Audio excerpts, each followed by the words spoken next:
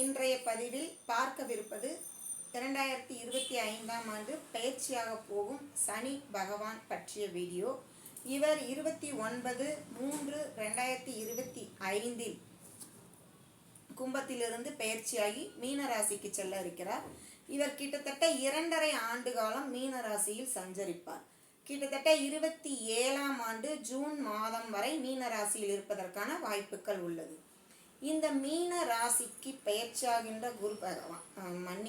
சனி பகவான் முதல் ராசியான மேச ராசிக்கு என்னென்ன பலன்களை கொடுப்பார், என்னென்ன பலகீனங்கள் அப்படிங்கிறத நம்ம தெரிஞ்சுக்கிடணும். பொதுவாக சனி பகவானை பொறுத்த வரைக்கும் ஒரு ராசிக்கு 12ஆம் இடத்துல போகும்போதே அந்த ராசிக்காரங்களுக்கு 7.5 சனி அப்படிங்கிறது ஆரம்பமாகி விடுகிறது. இந்த 7.5 சனி அப்படிங்கிறது எல்லோருக்கும் பொதுவான ஒன்று தான். ஆனால் இந்த 7.5 சனி அப்படிங்கிற சனி பகவான் இந்த ராசிக்கு எத்தனாவது தடவை வர்றாரு அப்படிங்கிறதும் இருக்கு. ஏன்னா முதலாவதாக வரும் 7.5 சனியை விரைய சனி, 2வது வரும் சனியை பொங்கு சனி, 3வது வரும் சனியை மங்கும் சனி, அதுக்கடுத்து வர்றது மரண சனி அப்படின்னு சொல்லி பிரித்து வச்சிருக்காங்க நம்ம முன்னோர்கள். அப்படி இருக்கும்போது மேச ராசிக்கு 12ஆம் வீட்டில் இந்த சனி பகவான் அமரும் பொழுது அந்த மேச ராசிக்கு பலன் சொல்லும்போது நம்ம ரொம்ப கவனமாக சொல்லணும். குரு பயிற்சி மாதிரி எல்லாத்துக்கும் சொல்லிக்கிட்டு போக முடியாது. அதே மாதிரி இது ராசிக்கு மட்டும் பொருந்தாமல் லக்னக்காரர்களுக்கும் பொருந்துங்கிறதையும் மனசில் பாவிச்சு பலன் சொல்லணும். அதாவது இந்த மேச ராசிக்கு அந்த குழந்தை ஜனனமாகும் காலகட்டங்கள்லேயே 7.5 சனி, அதாவது அந்த மேச ராசிக்கு 12ஆம் இடத்துல சனி பகவான் இருந்தாலோ, இல்லை மேசத்திலேயே சனி இருந்தாலோ, இல்லை ரிஷபத்தில் சனி இருந்தாலோ அந்த குழந்தை பிறந்த பொழுதே முதல் சுற்றான 7.5 சுற்றி முடிவடைகிறது. அப்போ அந்த குழந்தைக்கு 2வது சுற்று அப்படிங்கிறது 26 வயதிலேயோ அல்லது 27 வயதிலேயோ வரும். மற்றபடி ஒருவருக்கு 30 வயதுக்குள் 7.5 சனி ஒரு முறையும், 60 வயதுக்குள் ஒரு முறையும், 90 வயதுக்குள் ஒரு முறையும், 120 வருடக்குள் ஒரு முறையும் வரும் அப்படிங்கிறது விதி. இந்த 7.5 சனி முதல் விரையச்சனியாக வரும் பொழுது இந்த மேச ராசி மேச லக்னக்காரங்களுக்கு என்னென்ன பலன்களை சொல்லும் அப்படின்னு பார்க்கும்போது வயசுகளையும் நாம் மனதில் அடிப்படையில் கொண்டு சொல்லணும். முதல்ல படிக்கிற மாணவர்களுக்கு இப்போ 7.5 சனி ஓடிக்கொண்டு முதல் சுற்றாக இருந்தால் அவர்கள் படிப்பதில் கொஞ்சம் காலதாமதமாகும். படிப்பை நினைவில் நிறுத்தி கொள்ள முடியாமை அப்படிங்கிற ஒரு சூழலெல்லாம் இந்த சனி பகவான் கொடுப்பாரு. ஏன்னா சனி பகவான் அப்படின்னாலே தடை தாமதம். அந்த தடை தாமதம் நமக்கு கொஞ்சம் முடக்குத்தன்மை இதெல்லாம் எதுக்கு கொடுக்குறாரு அப்படின்னா, எந்த ஒரு துறையிலையும் நமக்கு அதை செயல்பட முடியாத ஒரு இது வரும்போது தான் அதை எப்படியாவது செயல்படுத்தணும் அப்படின்னு நம்ம முயற்சி பண்ணுவோம்.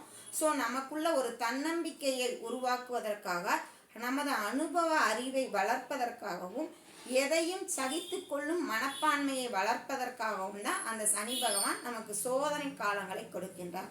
அப்போ இந்த 7.5 சனி காலங்கள் சோதனை காலங்களாகவே முதல் சுற்று அமையும். விரைய மருத்துவ செலவினங்கள் ஏற்படும். அப்போ 7.5 சனி நடைபெறும் பொழுது அந்த குழந்தைகள் சிறு வயதாக இருந்தால் விளையாடுற இடம் எல்லாத்துலேயும் ரொம்ப பாதுகாப்பாக இருக்கணும். குளிக்க தனியாக அனுப்பக்கூடாது. ஏன்னா இப்போ அவர் வர்றது நீர் ராசி.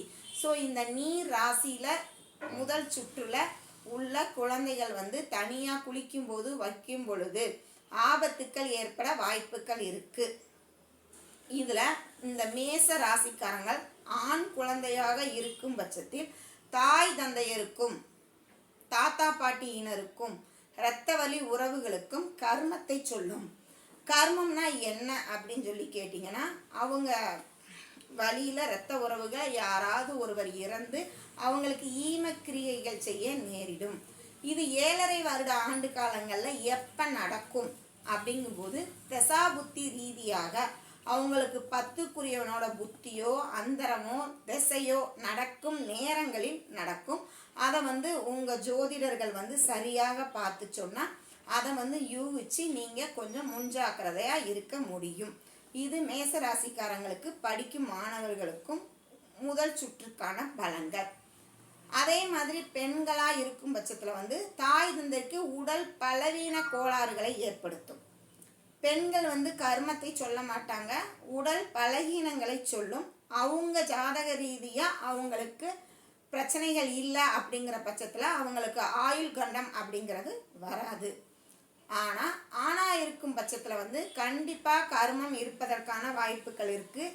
அவர் விரயச்சனியில் இருந்து ஜென்மச்சனி முடித்து பாதச்சனியை கடக்கும் வரை இந்த 7.5 ஆண்டு காலங்களில் 10க்குரியவன் புத்தி திசை வரும் காலங்களில் கர்மம் நிகழும். அதற்கு அடுத்ததாக 30 வயசை தாண்டினா 2வது பகுதி, முதல் சுற்றுக்கு சொல்லிட்டோம். அவங்க வந்து தண்ணியில் கவனமாக இருக்கணும், போக்குவரத்தில் கவனமாக இருக்கணும், வாக்கு எல்லாத்துலேயுமே வந்து மருத்துவ விரயங்கள் அதிகமாக வரும்,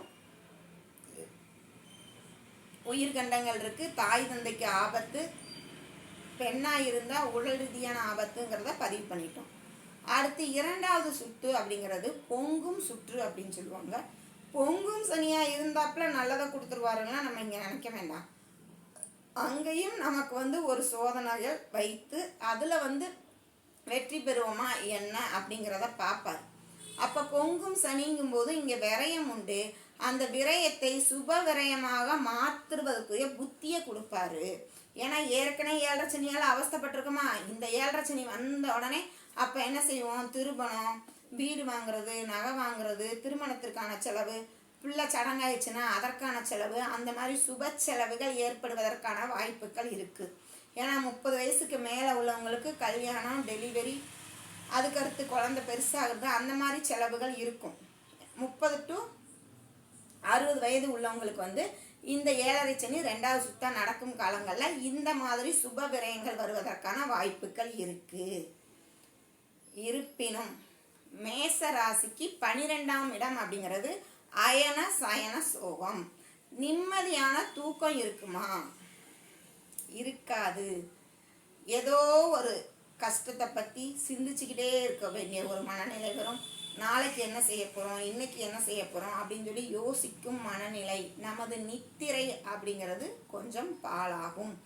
பொதுவாக சனி பகவான் ஒரு ராசிக்கு வந்துட்டாலே வந்து பார்த்திங்கன்னா அந்த இடத்துல வந்து தடை தாமதம், அந்த இடத்துல மெதுவாக நகர்றது, படுத்த உடனே தூங்கணும் அப்படிங்கிறது இருக்காது.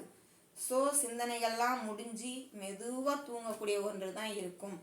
ஆனால் கடும் முயற்சி பண்ணீங்க அப்படின்னா இந்த 7.5 சனிக்காரங்களில் வந்து நீங்கள் வந்து ஒரு பெரிய சாதனையே பண்ணலாம். சனி பகவான் வந்து பார்த்திங்கன்னா உழைப்புக்கு காரகர். அதனால் உங்கள் உழைப்பு அப்படிங்கிறது நேர்மையான வழியில் இருந்தால் நீங்கள் நல்ல முன்னேற்றங்களை பெறலாம். அடுத்ததாக வந்து 60 வயதுக்கு மேலே உள்ளவங்க அப்படின்னு சொல்லி பார்த்தாலே வந்து பார்த்திங்கன்னா அவங்களுக்கு என்னென்னமான பிரச்சனைகள் அப்படின்னா அவங்களுக்கு மருத்துவ செலவு இருக்கும். இந்த வயசுக்கு மேலே அவங்க வந்து உழைக்கணும் அப்படின்னு சொல்லி வேண்டாம், கொஞ்சம் ஓய்வு பெறுங்க அப்படிங்கிறத மெதுவாக ஓய்வு பெறக்கூடிய சூழ்நிலைகளை ஏற்படுத்தி கொடுப்பாரு. ஸோ அவங்க அந்த ஓய்வு பெறும் சூழ்நிலைகளை ஏற்படுத்தி கொடுத்தாலும் அந்த நேரத்தில் அவங்கள பராமரிக்கிறதுக்கு ஆள்கள் இருப்பாங்களா? இருக்க மாட்டாங்க.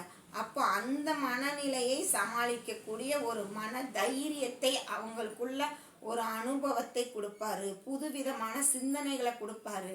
நம்மால முடியும், வாழ முடியும் அப்படிங்கிற ஒரு நம்பிக்கையை அவங்க மனசுக்குள்ள வளர்ப்பாரு. இதுதான் இந்த சனிப்பெயர்ச்சி வீடியோவோட ஒரு முக்கியமான அம்சம்.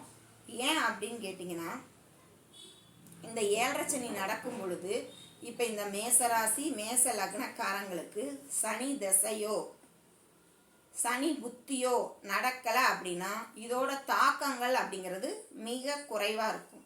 அவங்களுக்கும் 7.5 சனி இங்கே நடக்கும்போது அவங்களுக்கு சனி தசை நடப்பில் இருந்தால் ரெண்டும் சேர்ந்து ரொம்ப ரொம்ப கடுமையான சோதனைகள் வேதனைகளை தாங்கும் தருவாயில் தான் இருக்கும்.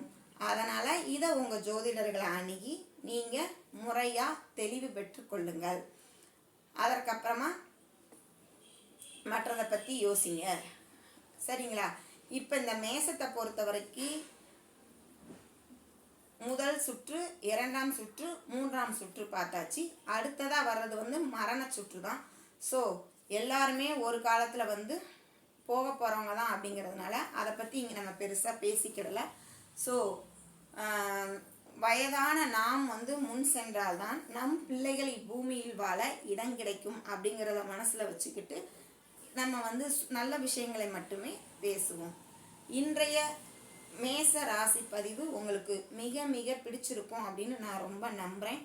உங்களுக்காக வந்து என்ன சொல்லலாம் ஏது சொல்லலாம் சொல்லி ரொம்ப ஆராய்ந்து நான் நெகட்டிவாக சில விஷயங்கள் சொல்லியிருந்தாலும் அது வந்து உங்களை முன்கூட்டி சுதாரித்து நீங்கள் இருந்துக்கணும் அப்படிங்கிற நல்ல உள்ளத்தில் தான் அந்த விஷயங்களை யோசித்து சொல்லியிருக்கேன்.